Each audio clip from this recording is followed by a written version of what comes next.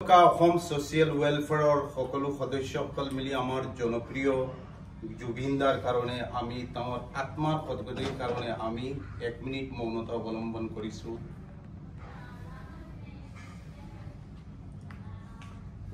नेता आमार उपदेष्टा है आमार सोशियल वेलफेयर रेजाउल करीम चौधरी साहब मोर तरफर पर दुआकार आमार जुबिनदार कारणे कबले मैं अनुग्रह करिसु। আজি आमार অসমবাসীৰ কাৰণে বৰ এটা মৰ্মাহত বা দুখৰ দিন। গোটেই অসমৰ মানুহ আজি যোৱাকালি ৰাতিৰ পৰা শুব পৰা নাই। যেনেকৈ অসমৰ মানুহ শুব পৰা নাই, আমি অসমৰ বাহিৰত থাকিও আজি UAE ডুবাইত থাকিও আমাৰ অসমৰ যিসকল প্ৰবাসী অসমীয়া আছে সমাজো শুব পৰা নাই, কিয়নো আমাৰ সকলোৰে প্ৰিয় জুবিন গাৰ্গ আজি আমাৰ মাজত নাই।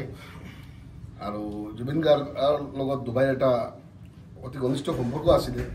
তো বহুত আগৰৰ পৰা ডুবাইত তেওঁ অহা যোৱা আছিলে, মোৰ লগত ব্যক্তিগতভাৱে ভাল এটা সম্পৰ্ক আছিলে, বন্ধুত্বৰ নিচিনা আছিলোঁ আমি।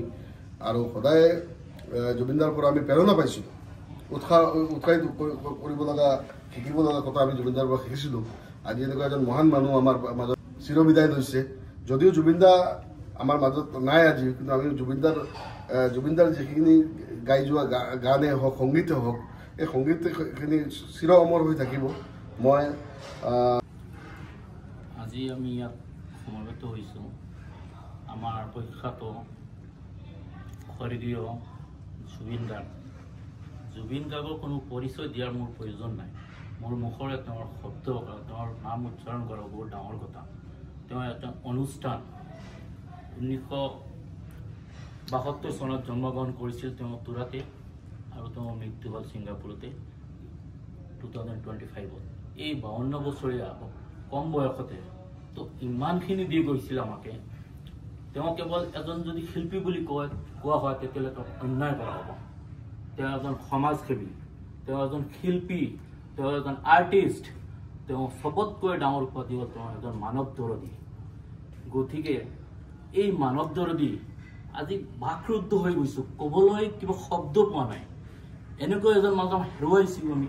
কেনেকৈ হেৰুৱাইছোঁ সেই তেওঁ হেৰুৱাটো আমি সহ্য কৰিব পৰা নাই।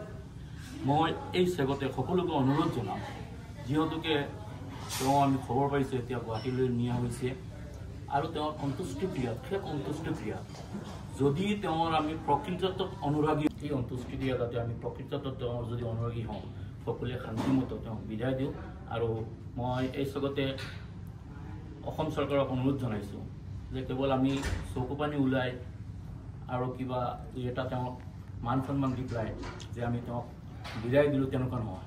তেওঁৰ নামতে মই ইয়াত ডুবাই প্ৰবাসী এজন অসমীয়া হৈ পেলাই মই অনুৰোধ জনাইছোঁ, তেওঁৰ নামতে এটা মিউজিয়াম খোলা হওক।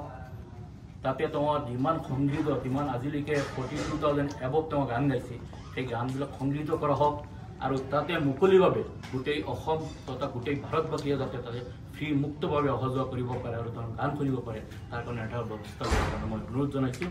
আৰু তেওঁৰ পৰিয়ালবৰ্গলৈ আকৌ পুনৰবাৰ মই পৰিয়ালবৰ্গলৈ সমবেদনা জ্ঞাপন কৰিছোঁ। আৰু এই শোকত আমি আমাৰ এই আসাম ছ'চিয়েল ৱেলফেয়াৰ ডুবাইস্থিত যি সমিতি আছে, এই সমিতি আপোনাৰ লগত সদায় আছোঁ আৰু অনাগত দিনতো থাকিম। ধন্যবাদ।